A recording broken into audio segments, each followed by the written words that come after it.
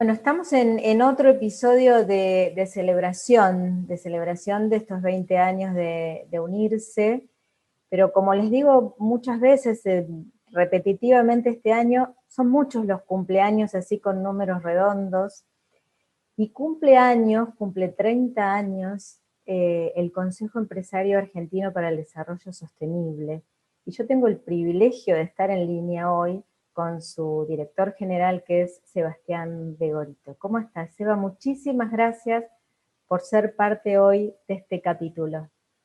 Bueno, gracias Alejandra a vos, muchas gracias por el espacio que nos estás brindando, como siempre, ¿no? Bueno, para mí es un placer realmente. El objetivo un poco de estas charlas es más allá de, bueno, de contar cada uno lo que hace, digo, a mí me interesa ver la visión desde Sebastián, ¿no es cierto? Desde esta gran carrera tuya a través del SEAT. Pero bueno, en primer lugar me gustaría que pongamos en contexto a quienes nos ven y nos escuchan de qué hablamos cuando hablamos del SEAT. Bueno, el SEATS es hoy la única y más grande institución 100% empresarial que reúne a las empresas para vincular la agenda de negocios con la agenda de sostenibilidad. Uh-huh. Suena simple, pero recordemos que esto fue creado hace ya 30 años, exactamente 30 años. Este año se cumple estas tres décadas de esta institución. Somos una institución global, es decir, que fuimos creados como respuesta del sector empresarial a la cumbre del Río 92. Un empresario suizo en 1992 llamado Stefan Schmidheiny fue tentado con ser el secretario general de la cumbre de Río 92 por lo que sería el sector empresarial. En aquel momento las empresas y las instituciones empresariales no participaban de estas agendas eran bien de gobierno, y de a poco Naciones Unidas fue abriendo la puerta a las ONGs. Así que en el Río 92 fue para el sector empresarial el kickoff de la agenda de sustentabilidad a nivel corporativo. La visión de Stefan, que estuvo acompañado justamente por 4 empresarios argentinos, ¿no? Uno siempre dice, ¿cómo los argentinos se anticipan a las cosas, ¿no? En temas de tecnología, en temas de premio Nobel, en temas de deporte. Bueno, en esto realmente no fue la excepción. Agostino Roca, Oscar Vicente, Freddy Sorraquín, Arturo Acevedo, tenían una relación con Schmidheiny y tomaron el compromiso de la propuesta de Stefan, que es decir, vamos a fundar una organización global con sede en Suiza, que es el WSCD, World Business Council for Sustainable Development, porque eso no iba a terminar con la presentación y la posición del sector empresarial en la cumbre del Río 92. Ahí se iniciaba un proceso, no era un suceso, cosa que se discutía en aquel momento. Muchos empresarios incluso decían, no, esto es un tema temporal, no vamos a meter la cabeza en la boca del lobo. Moda. Una moda, como pasa ahora, digamos, no, el ESG es una moda. Bueno, hace 30 años se decía lo mismo, que era una moda, y que el sector empresarial, los mismos empresarios no veían una agenda empresarial en el cuidado del ambiente en aquel momento, ¿no? Incluso en aquel Río 92, la empresa era parte del problema y no de la solución, pues se hablaba de la contaminación, y el rol de los estados en contra de eso. Entonces fue realmente una decisión con mucho coraje por parte de Schmidheiny, que reunió, además de estos 5 empresarios argentinos, a otros 20 y tantos. Se funda nuestra organización madre en Suiza, y en el mismo año, y principalmente acá tiene que ver ese liderazgo empresarial que existía en aquella década en Argentina, se funda el primer brazo local del World Business Council, que es el SEATS, que son las siglas justamente de lo mismo que significa el WSCD, que es Consejo Empresario, en este caso argentino, para el desarrollo sostenible. Fuimos pioneros, podríamos decir, a pesar de que siempre estamos acostumbrados a, ay, qué bueno, que somos esto, que somos aquello, somos muy criticones, digo yo, de nosotros mismos, pero somos de armas tomar, en el buen sentido de la palabra, ¿no? Digo, de involucrarnos, de salir adelante, de ir detrás de las tendencias, de ir detrás, si se quiere quizás, aunque pareciera una moda en ese momento, siempre hubo ahí una mirada de alguien que dijo, no, esto no es tan a corto plazo, que no se equivocó evidentemente, digo, tenemos ese espíritu básicamente emprendedor, y además esto de arriesgarnos, y bueno, y vemos qué pasa, y a veces nos va bien, como en este caso, porque bueno, el SEATS hoy es la institución referente para cualquier compañía que quiere capacitarse, que quiere saber, que quiere relacionarse con otras. O sea, vos querés saber de qué va todo el tema de la sostenibilidad hoy y cuáles son los temas de vanguardia, y te relacionas con el SEAT y ahí vas a estar. Sí, el SEAT es una escuela, digamos, Claro. tenemos una función, que es la que decimos nosotros. Nosotros tenemos dos grandes funciones o músculos. Uno es el de formación y generación de capacidades, que tiene que ver con los 6 programas que tenemos actualmente, los 5 espacios de networking y una docena de capacitaciones que lo que buscan es, primero, brindar a las empresas las herramientas de vanguardia, pero también el conocimiento para encontrar el contenido local y generar una agenda local de sustentabilidad que tenga que ver con la agenda global, obviamente. Eso es lo más difícil. Y mantener a los ejecutivos de las empresas actualizados en una vorágine de iniciativas de una agenda que cada vez está más, como dicen los chicos, más explotada. Sí, sí. De hecho, está detonada. La sustentabilidad no es una agenda, como decimos nosotros, son muchas agendas. Claro. De hecho, nuestros programas reflejan lo que serían las agendas prioritarias que a nivel global son prioritarios, pero que a nivel local tienen impacto por diferentes criterios que nosotros todos los años analizamos a ver qué repercusión local tiene y si vale realmente la pena que sean un programa, que sean un espacio o que sea una capacitación, digamos, ¿no? Pero ese es nuestro rol más visible. Ahora hay un rol no visible o menos visible, que es digamos, además de ser una organización de generar capacidades, una organización de incidencia y de advocacy. Nosotros ahí, digamos, a 30 años vista, lo que hemos logrado es una reputación y una confianza por parte de otros actores, de la sociedad civil principalmente, que no precisamente es fácil el diálogo con sectores, con otros sectores, ¿no? Pero después de 30 años uno genera una confianza a través de la transparencia, de la coherencia en el tiempo, y con los gobiernos, digamos, tenemos prácticamente el puente en la casi totalidad de las mesas y de los espacios de articulación público-privada para justamente incidir en la política pública, en la regulación y en las normativas.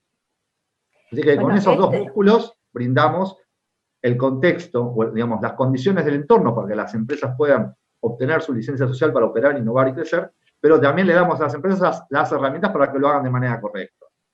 Esto, la mirada desde la institución, que les vuelvo a repetir a quienes nos ven, nos escuchan, si quieren saber, si quieren relacionarse, además no tienen más que ingresar, que consultarlos, además son muy buena gente todos los que integran el SEATS, entonces uno le da como muchas ganas de ser parte. Pero por otro lado, Sebastián Vigorito también tiene como acompañó, digamos, la reputación, si se quiere, del SEATS con su profesionalismo, con su capacidad. Entonces me gustaría ahora la visión tuya, Seba, de la evolución, digamos, bueno, UNIRSE cumple 20 años, SEATS 30 años, digo, hay como desde ese primer encuentro en el 92 hasta hoy, un camino enorme recorrido, que no lo vamos a poder recorrer ahora, pero sí me gustaría que la visión de Sebastián, que me diga cuáles son los grandes cambios que operó la sociedad, en este caso la verdad me interesa la Argentina, la sociedad, la comunidad empresaria y demás, a través de todo lo que fue pasando, que fue mucho, que fue cambiando de nombre, que nos fuimos adaptando, y que fuimos estudiándolo, si se quiere, de manera no formal, porque bueno, fuimos haciendo camino al andar. Imagino que ustedes en un comienzo también, entonces me gustaría, bueno, conocer tu visión. Bueno, no voy a inventar nada, voy a sumarme un poco con alguna modificación criolla a algo que lo explica muy bien Paul Polman, incluso en su libro lo explica bien.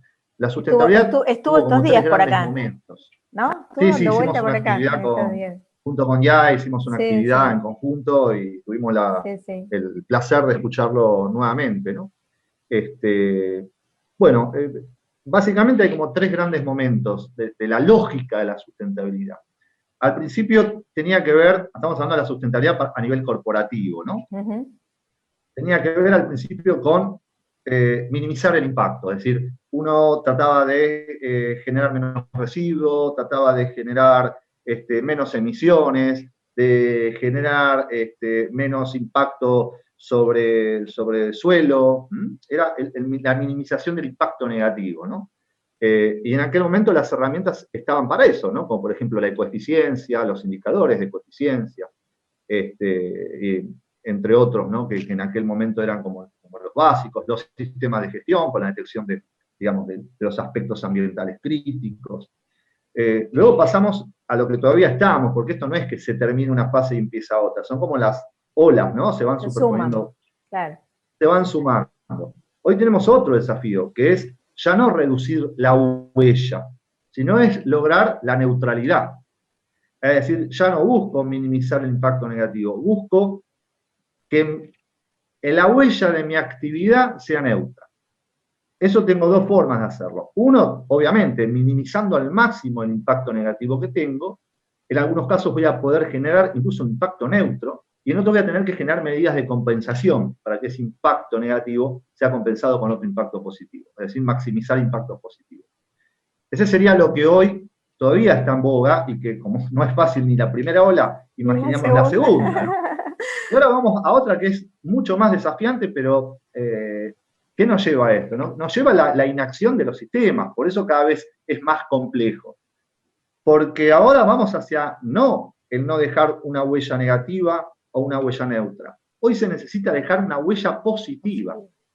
Hoy tenemos que, a través de la economía de la regeneración, a través de la economía circular, las empresas tienen que dejar una huella, tienen que dejarla en condiciones mejores a que encontraron, ¿sí?, sus entornos, tanto naturales como sociales. Muy o sea, que difícil, la empresa tiene que pasar. Muy difícil. Es absolutamente desafiante, pero eso hacia dónde va el mundo, pero porque justamente hemos procrastinado, la sociedad ha procrastinado, y cada vez que dejemos pasar más tiempo, los desafíos van a ser más duros, los costos de transición más altos y los riesgos también más altos. Por eso es importante entender que esta es una agenda de anticipación, digamos.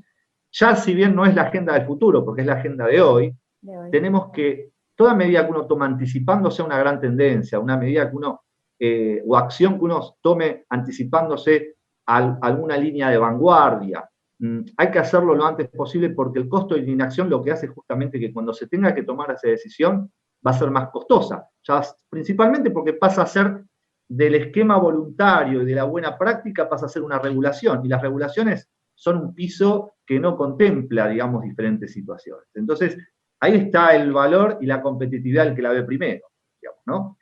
Achata una curva de aprendizaje, cuando llega la regulación y la presión social, que es otro gran regulador hoy, o de los mercados, claro, ya tiene, digamos, una gimnasia hecha. Otra cosa que estuve mirando algo de lo que dijo, bueno, Paul, que vos lo nombraste hace un ratito, y escuché esto de la transición o el cambio desde un liderazgo competitivo hacia un liderazgo de cooperación o colaborativo. Digo, me pareció algo maravilloso, ¿no? Digo, si bien obviamente en el mercado las empresas compiten, el concepto inicial, cuando uno empezó a hablar de todo esto, uno siempre decía, bueno, a la hora de realizar un programa o de lo que fuere, digo, no deberíamos competir. Y hoy por hoy estamos hablando de un liderazgo cooperativo, cosa que me parece apasionante, pero muy desafiante también, porque el mercado es el mercado en definitiva, ¿no? Sí, tal cual. A ver, en realidad, digamos, la actitud cooperativa o colaborativa no va en contra de la sana competencia. Incluso la competencia es un gran motivador también para elevar la vara. Pero lo que hay que entender es que nosotros hacemos un informe todos los años, pues hacemos un análisis de las ya 700 acciones que tienen las empresas en materia de vincular acciones estratégicas con ODS, dentro del programa que tenemos de Conectando ODS con Empresas. Uno de los resultados es cómo han variado las empresas en la forma de generar alianzas. Digamos, hoy tenemos un balance muy, muy equitativo respecto a las alianzas entre sector privado, sector público y sociedad civil. Claramente, la que más se ha desarrollado es las alianzas con gobierno y con sociedad civil, y la sociedad entre privados sigue siendo, o la asociatividad entre privados sigue siendo un punto más débil que el resto. No digo que es un punto deficitario, pero es un punto que es más débil en relación a las alianzas público-privadas o las alianzas con la sociedad civil. Explicaciones hay muchas, pero principalmente es que cuando vemos esto es, por ahí la relación entre dos empresas que hacen una acción en conjunta, una acción colectiva, tiene un impacto importante. Pero la verdadera, digamos, la verdadera alianza privada-privada que genera impacto y escala es cuando la empresa trabaja con la cadena de valor. Claro. Ya sea una empresa que es parte de una cadena de valor o Uh-huh. empresas que son anclas de las cadenas de valor, cuando trabajan colaborativamente con su cadena de valor, es decir, pasar de un esquema de yo a mis proveedores les exijo estándares y si llegás bien y si no, no importa, a un esquema de yo acompaño a mis proveedores a que se desarrollen. Porque recordemos que hoy en día el tejido pymes es igual de vulnerable que una comunidad local. Sin duda, entonces, obvio. La empresa grande, como por ejemplo Pan American Energy, como Toyota, como Techint, que tienen, digamos, o Arcor, que tienen en su ADN el desarrollo de proveedores de manera sistemática y en escala, ¿no? Eso sí genera un paso hacia lo que nosotros llamamos un verdadero ecosistema empresarial, ¿sí? Nosotros nos quedamos en el mundo del clúster, luego pasamos a la cadena de valor y el paso que sigue es el ecosistema empresarial. Y eso es, digamos, la diferencia, la sutil diferencia es una asociatividad privada, pero basada no en la imposición de estándares, sino en el desarrollo de capacidades para que el día de mañana esos estándares puedan ser cumplibles y aplicables por parte de un tejido pyme que realmente lo necesita, ¿no? Sí, porque además la empresa grande, multinacional y demás, que fabrica, que produce, como las empresas que nombraste, digo, necesitan sí o sí de ese tejido para avanzar de manera conjunta. Entonces es como que yo no puedo hacerlo bien si no tengo un grupo de empresas o de gente que lo haga bien, que lo haga de manera correcta, que sea sostenible en el tiempo y digamos, y se lleve por los lineamientos de la sostenibilidad. No puedo hacerlo si no tengo a quienes aliarme, necesito y debo capacitarlos, y me parece que sí, que esa es la clave. Digo, Seba, y el otro eslabón, digamos, del otro lado tenemos la cadena de valor por un lado, y por el otro lado tenemos al consumidor, al público, comprador, que hoy por hoy tiene, digamos, una postura demandante. También los colaboradores a la hora de elegir un entorno donde trabajar, cambió un poco también esa mirada, ya no es lo mismo, digamos, ¿no? Antes vos ibas a buscar un trabajo hace mucho tiempo y mirabas la remuneración y los beneficios y demás, pero no te involucrabas en cómo esa empresa está trabajando. Hoy la mirada del que va a buscar trabajo es diferente y la mirada del que va a comprar es diferente. Sí, desde ya. De hecho, nosotros lo que venimos hablando es, a ver, la agenda de sostenibilidad es una agenda que uno la puede implementar por convicción, pero también se implementa por presión. Uh-huh. Y cuando la presión es fuerte, los cambios son más notables, ¿sí? No estoy a favor de la presión, pero digo que convicción cuando hay sensibilidad y presión donde no existe la sensibilidad. Esa combinación de las dos cosas es lo que hace que la agenda de sustentabilidad permee dentro de una compañía, ¿sí? O sea, no es solamente de tone of the top, es solamente arriba bajando línea, tampoco se trata de tener un management y un equipo sólido y trabajando en soledad.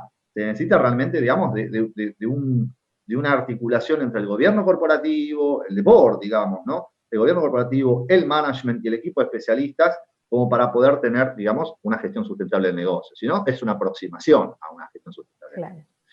Pero, yendo a tu pregunta, lo que nosotros vemos es que hay tres drivers por el lado de la presión. Uno son los mercados, como bien mencionas vos. El segundo driver es la regulación, a nivel global y a nivel local también. Y tercero, las dinámicas sociales. Son las tres grandes presiones que hacen que justamente a la convicción se agregue un condimento con bastante condimento, digamos, no está descafeinado, ¿no? Esa presión. Justamente de mercados podemos hablar, y uno por lo general, cuando habla de mercados, lo primero que piensa son las empresas de consumo masivo. Sí, tiene que ver. El perfil de consumidor está cambiando en los últimos 10 años, se aceleró muchísimo durante y post pandemia. El escenario post pandémico muestra un cambio en la conducta del consumidor, en las preferencias del consumidor, que principalmente para lo que es las empresas de alimentos resulta muy, muy, digamos, desafiante y una interpelación por parte del consumidor. Recordemos que para encuestas que alcanzan casi a 700.000 personas en más de 20 y pico de países, afirman que pueden desaparecer mañana 2/3 de las marcas y a la gente no le importa. Claro, nos acostumbramos a leer etiquetas, ¿no? A exigir, y también imagino que, bueno, a la hora de comprar un electrodoméstico, de comprar un auto, ni hablar, digo, ¿cómo que en todo el consumidor empieza a tener un cambio de conducta y de preferencias también. Claro.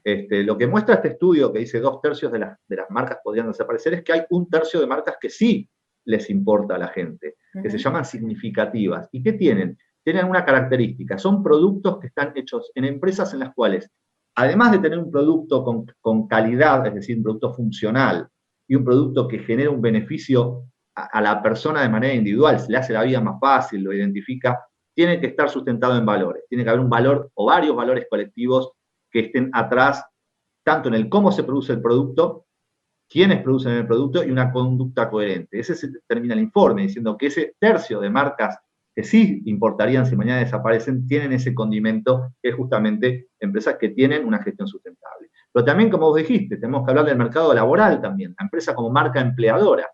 Recordemos que estamos dentro de 2 años, el 75% de la masa laboral van a ser nuevas generaciones. Claro. Millennials, Centennials. El 75%. Y esa generación es una generación muy conteste, muy... como vos le decís, hacen mentoring inverso, se fijan en la empresa qué valores y principios tienen y si coinciden con sus preferencias, bien, y si no, no aplican. Tal cual. Por eso, la sustentabilidad es una manera de atraer y retener talento, porque recordemos que estamos con una crisis de talento muy, muy fuerte. Uno puede leer los informes de Manpower y vemos lo más doloroso, que hay puestos de trabajo no pueden ser cubiertos. Sí. Porque no está, digamos, el perfil adecuado. Entonces, eso no lo podemos permitir, entonces tenemos que trabajar mucho justamente en esto que hablamos, ¿no? Las empresas como marca empleadoras, pero basadas en la sustentabilidad. Y también tenemos, cuando hablamos de mercado, hablamos de mercados internacionales. Hoy, colocar un producto en países del primer mundo, te están exigiendo lo que hace 20 años eran barreras o obstáculos o estándares fitosanitarios, hoy son en temas de sustentabilidad llanos y directos. Tenemos Europa, países de Europa que ya tienen un carbon tax en frontera, cuando incluso la Comunidad Europea está avanzando a que sea eso una decisión de toda la Comunidad Europea. Estamos hablando de un impuesto al carbono en la frontera para actividades que ellos consideren que son carbono intensivas. Eso, digamos, si uno no tiene, digamos, una gestión sustentable del negocio, pierde competitividad y acceso a los mercados. Lo mismo que la debida diligencia en la cadena de valor. Europa está avanzando en la debida diligencia en cadena de valor en temas de derechos humanos y empresas. Entonces empieza a generar esa presión los mercados. Y, como te decía hoy, la cadena de valor también es un mecanismo de presión. Las empresas son parte de cadenas de valor locales y globales, y esos estándares empiezan a través de efecto cascada a ser requeridos prácticamente sin miramientos, como te decía yo, por eso es tan destacable el desarrollo versus la imposición lisa y llana. Y en los mercados financieros, que esta es la tendencia que más ha crecido post-pandémico, ¿no? Hoy... la finanza sostenible. Exactamente, sí. ¿no? Eso ya un término que hace un tiempo, bueno, hablamos de un tiempo largo, digo, uno decía el banco y la sostenibilidad, porque estaba tan...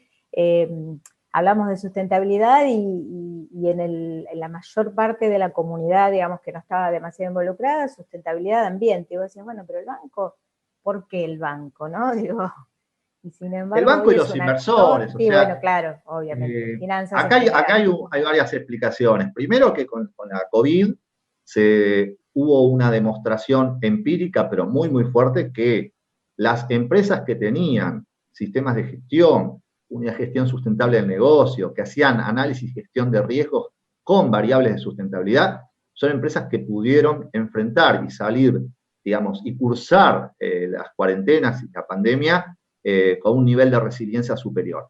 Entonces, el mundo financiero empieza a detectar que hay riesgos, que hoy le llamamos riesgos de tipo 2, que hay que observar porque tienen que ver con la rentabilidad en el mediano y largo plazo de las compañías.